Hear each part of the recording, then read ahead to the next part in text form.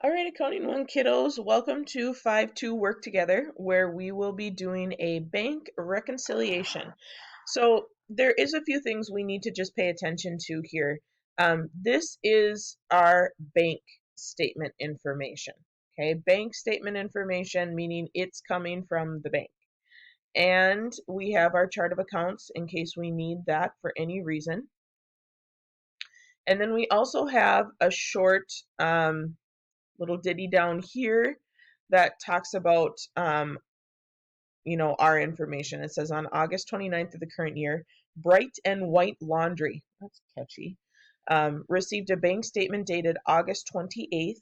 The information has been obtained from the bank statement and the records of our business. So there is some information from us out here. And we're going to prepare a bank statement reconciliation. We're going to use August 29th of the current year as the date. So however you want to do this, I think I'm actually going to leave this intact this time because I don't want to, I want to be able to see my whole reconciliation statement as I go through this. So I'm going to do a little scrolling. Sorry about that. But first things first, we need to put our date in. It said we are going to use August 29th. So we plug in August 29th. And then remember, on the left-hand side is going to be our information. On the right-hand side is going to be the bank's information. So what we start off with is the balance on our check stub. So it says our checkbook balance on check stub number 309 was $2,822. So what we do is we come down here and we put our check stub number, which is 309, and then we put our balance, which is $2,822. I'm just going to jump back real quick. I should have said this before we got started. But you can see the reason that we do this if you look at the very top number and the very bottom number. Because what it says right now is that our balance on our next unused check stub is $2,822. But the balance on our bank statement actually says $2,712. Obviously, those are not equal. And as accountants, what do we like everything to be? Equal. So that's the whole point of us doing this reconciliation.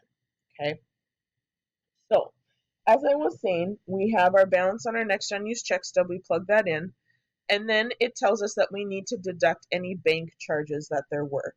So let's look up here and see if there's any bank service charges, which there happens to be one of $20, a bank service charge.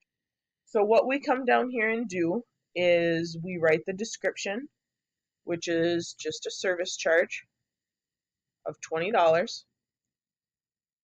So our total bank charges is $20. You could have more. Some banks, for example, would charge you for like ATM fees. You could have return check fees.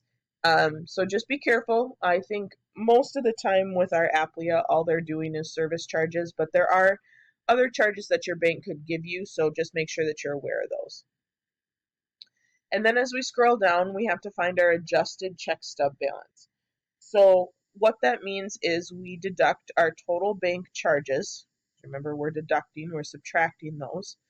And we take $2,822 and subtract out $20, and we get $2,802 as our up-to-date check stub balance. Okay? So typically our side of the reconciliation is pretty simple. Let's head over to our bank side to get started on that. So as I already said, our balance on our bank statement says we have $2,712. And like I said, these two numbers don't equal. You can see our balance said that, our bank said this, and so obviously we have a little bit of an issue. So the first thing that we're going to do is add any outstanding deposits. So let's check our bank statement information. It says that we have an outstanding deposit on August 28th of $300. Now, if you remember, it says we received our bank statement on August 28th, and we went to the bank that day and put money in. So obviously, that got missed because it happened on the same day. So we need to adjust that. So our date ends up being 8/28, and the amount of our deposit is $300. That again is just coming from this information right here. So our total outstanding deposits are $300. So once we factor that in, we should have a new subtotal. Remember that when we deposit money, that means that's money going into our account. So we take 2,712 and add 300, and we get $3,012. I bet you're thinking to yourself, we're moving farther away from our total down here of 2,802. We are, but we're not done yet. So just hang on. Next step is that we have to deduct our outstanding checks. So outstanding checks, remember, are checks that we have written, but either the bank hasn't received or the person we gave it to hasn't cashed it yet. So while we have already deducted that from our records, the bank has not. So that's part of the reconciliation process. So you can see up here we have check number 306 and 308 for $140 and $70 respectively. So what we do here is we come down to the outstanding checks and we do them in order. So we'll put 306 first, and 306 was for 140, and then we have 308, and that was for 70. So our total outstanding checks together are $210. And then again, it gives you a little hint. It says that you're going to deduct. But anytime, like I said, we've already taken them out of ours, but the bank has not.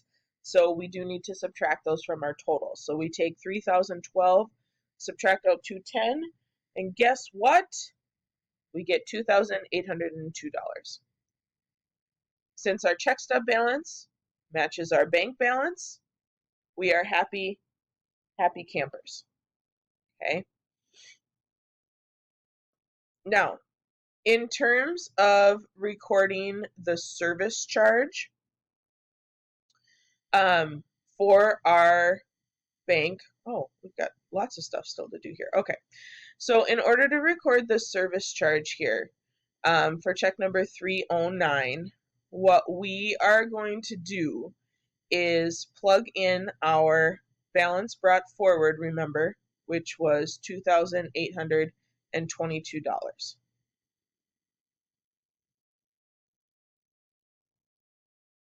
I believe that's right, just to make sure here. Okay, we did not deposit anything, so don't worry about that. Remember, I should point out, I know it says outstanding deposit over here, but remember, that's for the bank. We already recorded that, so we don't have to do anything. That's only on the bank statement side of things. Okay, so what we're doing is we come down here, and our subtotal is still 2,822. And then here is our other where we're going to record. So we have our service charge. And our service charge, do they want us to put the 20? They do want us to put the 20. Okay. So our service charge of $20 goes here, which means we have a total service charge of $20. So we deduct that, remember, that needs to come out of our account.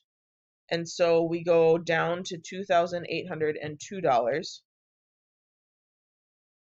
And that is all we need to do because we haven't actually written check 309, so we can't write an amount for this check. And so we don't update our balance carried forward. All that is we fill in these options right here. Okay. Some people will try to put $20 here. Remember, do we ever actually write a check for service charge? And the answer is no, because what happens is the check or the service charge actually gets deducted right out of our checking account from the bank. So we don't write a check, which actually, as we scroll down, it says we need to record the service charge on our journal page number 16, and we use memorandum number 77 because, again, we don't write a check. Now, in case you're wondering, there is no service charge expense. If you look at your chart of accounts and you go to expenses, there is no service charge. So which of these four options are we going to put service charge under? Well, typically service charges are so small that they just go under miscellaneous expense. So that is the one that we're going to use. So as we scroll down to the very bottom again, we will plug our date in. We will use the date. I believe we're going to use August 29th of the current year. Let's try that one. August 29. Yep. And as I said, our account is miscellaneous expense. Our document number is 77. Miscellaneous expense is going to get the debit for $20, and then our cash gets credited for $20 as well. So that's the journalizing of our service charge. Because remember, this check stub, we record it here, but this is not a permanent record of our business. So it does have to get journalized as well. Oops, why did I put number? What am I doing? M77. Good grief. Okay, so those are all of the steps for our bank reconciliation. We've got recording our service charge on our check stub and then also journalizing it in our journal. So go ahead and do your 5-2 on your own and your application and then your terms and questions as well.